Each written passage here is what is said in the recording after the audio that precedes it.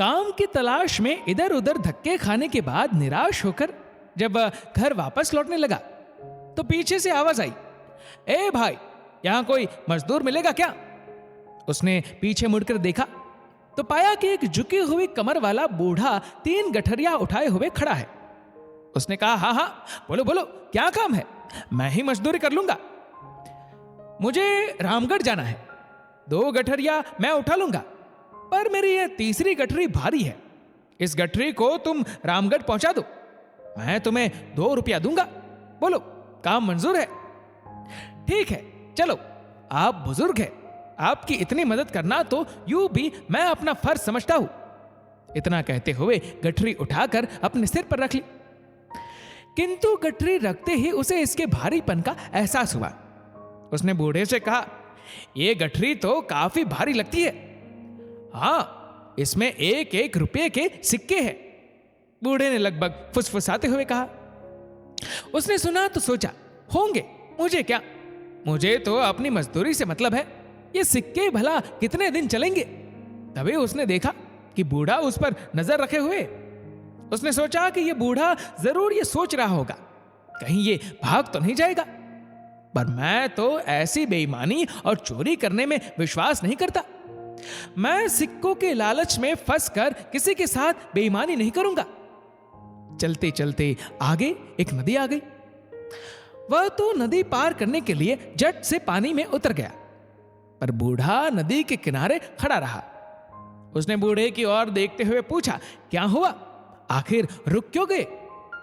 बूढ़ा आदमी हूं, मेरी कमर ऊपर से झुकी हुई है, 2-2 गठरियों का बोझ नहीं उठा सकता, कहीं मैं नदी में डूब ही न जाऊं।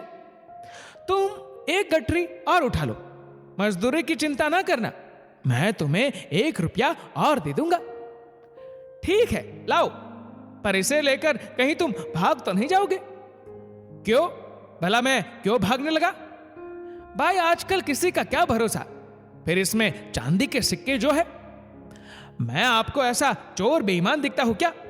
बेफिक्र रहे, मैं चांदी के सिक्कों के लालच में किसी को धोखा देने वालों में से नहीं हूं। लाइए, ये गठरी मुझे दे दीजिए। दूसरी गठरी उठाकर उसने नदी पार कर ली। चांदी के सिक्कों का लालच भी उसे डिगा नहीं पाया। थोड़ी दूर आगे चलने के बाद सामने पहाड़ी आ गई। वह धीरे धीरे पहाड़ी पर चढ़ने लगा, पर बूढ़ा अभी तक नीचे ही रुका हुआ था।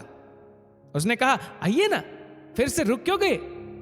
बूढ़ा आदमी हूं, ठीक से चल तो पाता नहीं हूं, ऊपर से कमर पर एक गठरी का बोझ और उसके भी ऊपर पहाड़ की दुर्गम चढ़ाई।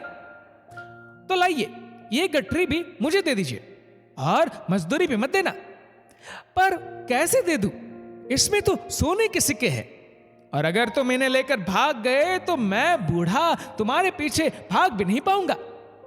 कहा ना, मैं ऐसा आदमी नहीं हूं। ईमानदारी के चक्कर में ही तो मुझे मजदूरी करनी पड़ रही है, वरना पहले मैं एक सेठ जी के यहां मुनीम की नौकरी करता था। सेठ जी मुझसे हिसाब में गड़बड़ करके लोगों को ठगने के लिए दबाव डालते थे। तब मैंने ऐसा करने से मना कर दिया और नौकरी छोड़कर चला आया। उसने यूं अपना बड़प्पन जताने के लिए गप हाकी। पता नहीं तुम सच कह रहे हो या, खैर उठा लो ये सोने के सिक्कों वाली तीसरी गठरी भी। मैं धीरे धीरे आता हूं, तुम मुझसे पहले पहाड़ी पार कर लो तो दूसरी तरफ नीचे रुक कर मेरा इंतजार करना। वह सोने के सिक्कों वाली गठरी उठाकर चल पड़ा। बूढ़ा बहुत पीछे रह गया था। उसके दिमाग में आया, अगर मैं भाग जाऊं तो ये बूढ़ा तो मुझे पकड़ नहीं सकता और मैं एक ही झटके में माला माल हो जाऊंगा।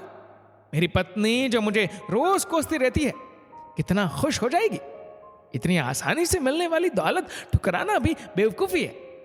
एक ही झटके में धनवान हो जाऊंगा।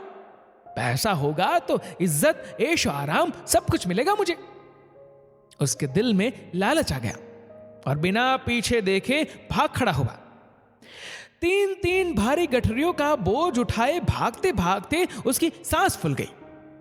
घर पहुंचकर उसने गठरिया खोलकर देखी तो अपना सिर पीट कर रह गया। गठरियों में सिक्कों जैसे बने हुए मिट्टी के ढेले ही थे। वह सोच में पड़ गया, कि बूढ़े को इस तरह का नाटक करने की जरूरत ही क्या थी। तभी उसकी पत्नी को मिट्टी के सिक्कों के ढेर में से एक कागज मिला जिस पर लिखा था, यह नाटक इस राज्य के खजाने की सुरक्षा के लिए ईमानदार सुरक्षा मंत्री खोजने के लिए किया गया था। परीक्षा लेने वाला बूढ़ा और कोई नहीं, स्वयं महाराजा ही थे। अगर तुम भाग न निकलते तो तुम्हें मंत्री पद और मान सम्मान सभी कुछ मिलता। पर दोस्तों, हम सभी को सचेत रहना चाहिए। न जाने जीवन देवता कब हम में से किसकी परीक्षा ले ले। प्रलोभनों में न डिगकर सिद्धांतों को पकड़े रखने में ही दूरदर्शिता है।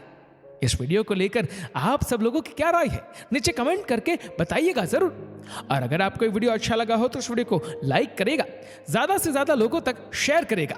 और ऐसे ही और भी इंस्पिरेशनल वीडियोस के लिए सब्सक्राइब करें हमारे यूट्यूब चैनल को और फेसबुक पर फॉलो करें हमारे पेज को।